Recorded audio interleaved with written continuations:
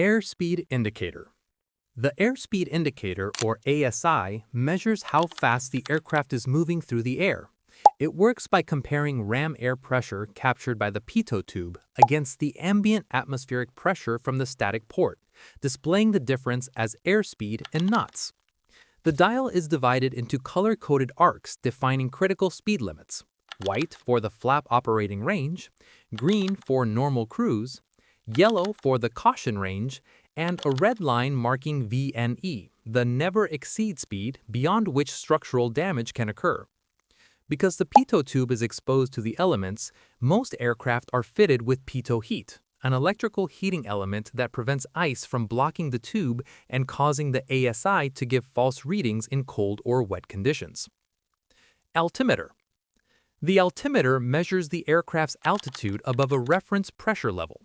A stack of sealed aneroid capsules inside the instrument expands and contracts as atmospheric pressure changes with altitude, and this movement is translated through gears into 3 needles on the dial showing altitude in feet. A small window called the Colesman window lets the pilot dial in the local pressure setting, known as QNH, calibrating the instrument to read altitude relative to mean sea level.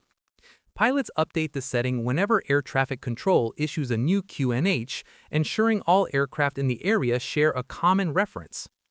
Above a certain altitude, known as the transition level, pilots switch to the standard pressure setting of 1013.25 hectopascals, which allows all high-altitude aircraft to use the same datum regardless of local pressure variations on the ground. Attitude indicator. The attitude indicator, sometimes called the artificial horizon, shows the aircraft's orientation relative to the Earth's horizon, displaying both pitch and bank angle simultaneously on one instrument. A gyroscope inside maintains a fixed reference in space regardless of aircraft movement, keeping the display stable even when the natural horizon is hidden by cloud or darkness. The dial shows a miniature aircraft symbol against a blue upper half for sky and a brown lower half for ground. Traditional attitude indicators were driven by vacuum pumps that spun the gyroscope, while modern aircraft use electrically driven versions or solid-state systems with no moving parts. In instrument meteorological conditions, this becomes the single most critical instrument in the cockpit, as spatial disorientation can develop within minutes without a visible horizon. Heading indicator. The heading indicator, also called the directional gyro, displays the aircraft's magnetic heading on a rotating compass card marked in degrees from 0 to 360. Unlike a magnetic compass, which is prone to errors during turns and acceleration, it uses a gyroscope to provide a stable, immediately readable reference. Gyroscopes drift slowly over time due to the Earth's rotation and mechanical imperfections, so pilots must realign it with the magnetic compass every 15 minutes during cruise. In more advanced aircraft, the heading indicator is slaved to a flux gate compass that detects the Earth's magnetic field and corrects drift automatically. Vertical speed indicator. The vertical speed indicator, or VSI, shows the rate at which the aircraft is climbing or descending in feet per minute. It measures the rate of change in static pressure as the aircraft moves through the atmosphere, with the needle deflecting upward for a climb and downward for a descent, resting at 0 in level flight. The VSI is most useful for maintaining altitude during cruise and establishing the correct descent profile on instrument approaches. One important characteristic is a lag of 6 to 9 seconds before the needle responds to changes in vertical rate, which pilots account for when making small altitude adjustments. Turn coordinator. The turn coordinator displays both the rate of turn and its coordination on a single instrument. A miniature aircraft symbol banks left or right to show direction, with index marks indicating the standard rate of 3 degrees per second, completing a full 360-degree turn in exactly 2 minutes. Below it, a ball in a curved liquid-filled tube acts as an inclinometer. When the correct amount of rudder is applied, the ball stays centered. If it moves to the outside, the aircraft is slipping, and if it moves inside, it is skidding. Student pilots learn the phrase "step on the ball" to remember which rudder pedal to press to restore coordination. VOR and NAV Display.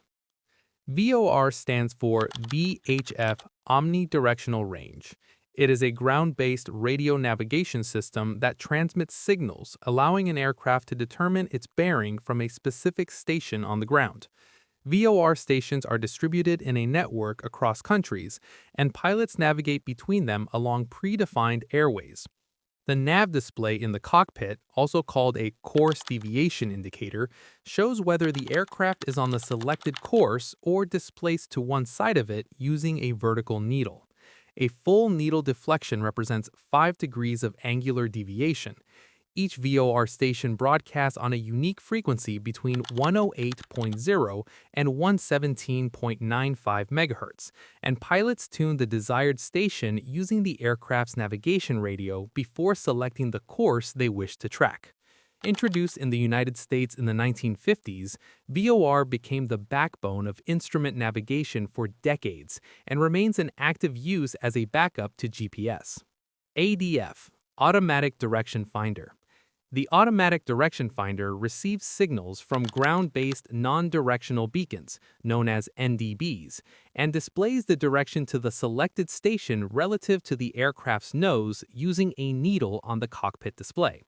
To fly directly toward a beacon, the pilot simply turns until the needle points straight ahead. NDB navigation has been in use since the 1930s and is one of the oldest radio navigation methods still active.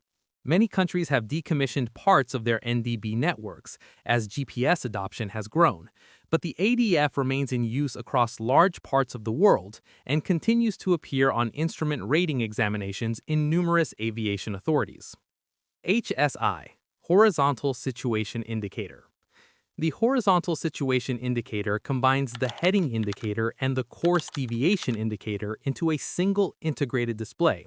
It shows a rotating compass card for magnetic heading with a course needle and deviation bar overlaid on top. Because the needle rotates with the compass card, displacement is always shown in the correct direction relative to the aircraft's orientation, eliminating the reverse sensing errors that can occur with a standard CDI. The HSI became common in capable general aviation aircraft during the 1970s and is now standard in glass cockpit systems, forming the lower half of the primary flight display alongside the attitude indicator. GPS display. The GPS display presents navigation information derived from the Global Positioning System, a satellite network maintained by the United States Department of Defense, providing continuous positioning data anywhere on Earth. In the cockpit, a GPS receiver computes position, ground speed, and track, presenting this on a moving map alongside airports, airways, and terrain.